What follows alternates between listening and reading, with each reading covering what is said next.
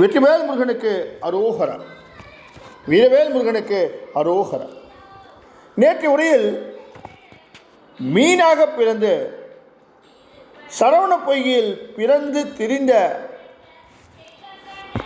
மாலி, தத்த சக்கரபாணி, சதுர்முகன், அந்தர்நந்தி என்ற பராசரரின் மகன்களுக்கு முருகப்பெருமான் எப்படி சாப விமோசனம் கொடுத்தார் என்பதை பார்த்தோம்.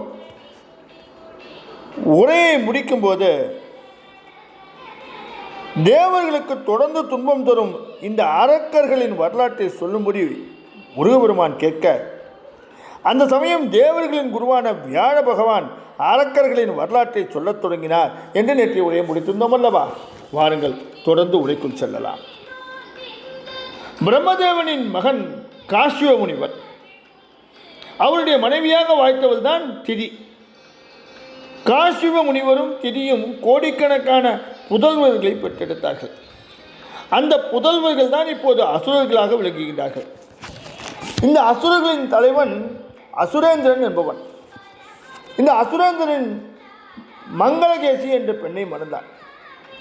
இவர்கள் இருவருக்கும் பிறந்த மகள்தான் சுரசை என்பவள். சுரசையை அழைத்த அரக்கர்கள் குரு சுக்கராச்சாரியார் அவளுக்கு பல கலைகளையும் கற்றுக் கொடுத்தார். அரக்கர் குருவிடம் இருந்து அனைத்து விதமான வித்தைகளையும் கற்றுக்கொண்டு மாயை என்ற பெயரிட்டு பின்னர் காஷ்யபரையே மணந்து அரக்கர்களை பெற்றெடுத்தார். பின்னர் சுரசை காஷ்யபரிடம் தனக்கு பிறந்த குழந்தைகளுக்கு பெயர் வைக்குமாறு கேட்டார். மாய வடிவத்தில் இருந்த சுரசை காஷ்யபரின் குடிலுக்கு பக்கத்திலேயே வந்து தங்கினார்.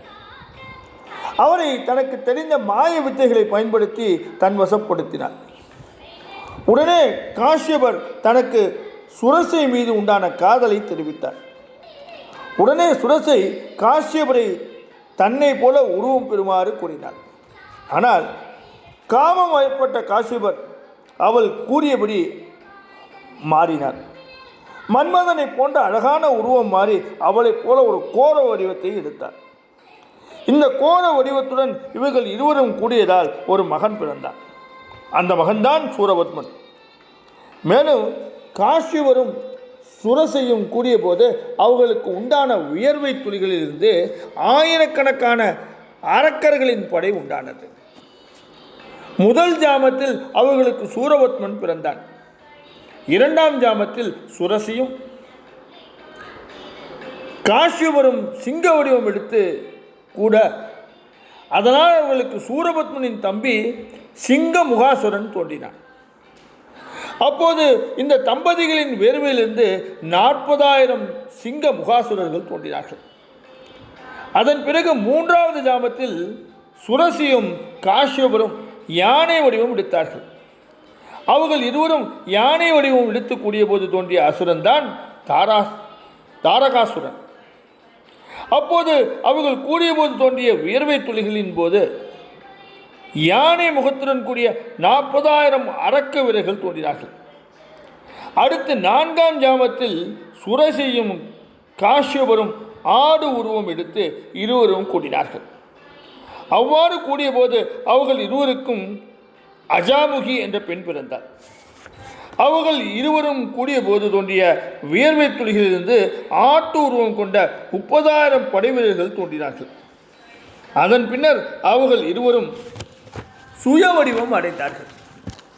தன் பெற்றோர்கள் சுய வடிவத்துடன் இருக்கும்போது அவர்களிடம் வந்து சூரபத்மன் வணங்கி நின்றான். அவன் தந்தையிடம், நான் என்ன செய்ய வேண்டும், என்னுடைய கடமை என்ன, தாங்கள் உத்தரவிட வேண்டும் என்று வேண்டி நின்றான். அதற்கு காஷ்யபர், அவன் இன்னும் ஆற்றல் பெற வேண்டும், ஆற்றல் பெற வேண்டும் என்றால் தவம் இயற்ற வேண்டும், விண்ணிலும் மண்ணிலும் அவன் புகழ் சிறந்து விளங்க வேண்டும் என்று சொன்னார். ஆனால் சூரபத்மனின் தாய் மாயை வேறு விதமாக சொன்னார். தன் மகன் சூரபத்மன் மிகப்பெரிய யாகம் செய்ய வேண்டும், அந்த யாகத்தின் மூலம் பல்வேறு வரங்களை பெற வேண்டும், அந்த வரங்கள் அனைத்தும் ஆற்றல் மிக்கவைகளாக இருக்க வேண்டும், அந்த வரத்தை கொண்டு அகில உலகத்தையும் வெல்ல வேண்டும், அதுதான் தன்னுடைய ஆசை என்று சுரசை சொன்னார். இந்த அரக்கர் குலங்கள் தோற்றுவிக்கப்பட்ட பின்னர் சுரசை உண்டாக்கிய மாய மாளிகை மறைந்துவிட்டது. அவளுடன் கூடி அரக்கர்களை பெற்ற முனிவரின் மோகமும் தெளிந்துவிட்டது. அவர் மீண்டும் தவம் புரிவதற்காக சென்று விட்டார். தொடர்ந்து என்ன நடந்தது நாளைய உரையில் பார்ப்போமா? வெற்றிவேல் முருகனுக்கு அரோகரா. வீரவேல் முருகனுக்கு அரோகரா.